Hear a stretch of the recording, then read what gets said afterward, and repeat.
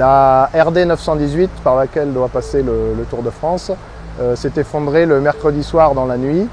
Nous avons été contactés par le conseil départemental le vendredi soir, assez tardivement.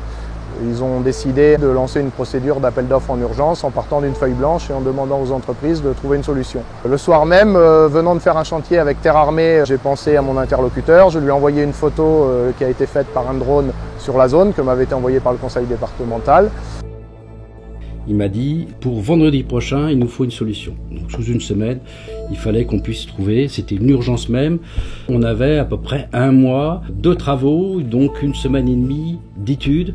Et pour tout approvisionner et savoir ce qu'il fallait faire, la première des choses, c'est qu'on avait juste une photo. Donc il a fallu définir une solution sur une photo. Donc il y avait quelque chose qui avait glissé. Donc on a mis un mur en terre armée en disant il va falloir conforter aussi après. Mais on ne savait pas trop jusqu'où.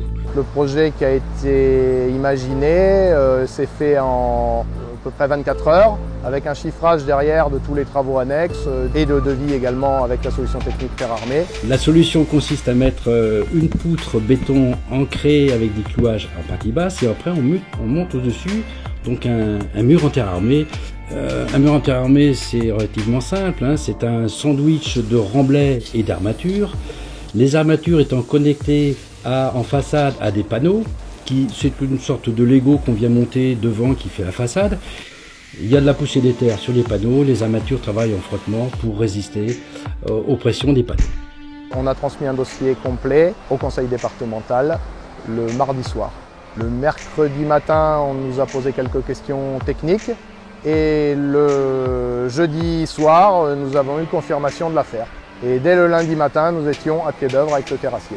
Le mur, c'est un mur à peu près de 250 mètres carrés, sur une longueur à peu près de 50 mètres de long, donc en hauteur moyenne 5 mètres de haut, et au-dessus, il y a un talus qui pour aller jusqu'à la chaussée d'à peu près 3-4 mètres de haut. La particularité de ce chantier et de cet appel d'offres d'urgence, c'est que le Tour de France passe ici le 27 juillet et qu'il nous restait donc 5 semaines pour réaliser le chantier. Nous avons trouvé le rocher à l'endroit où il avait été estimé et la première ligne d'écaille a pu être posée.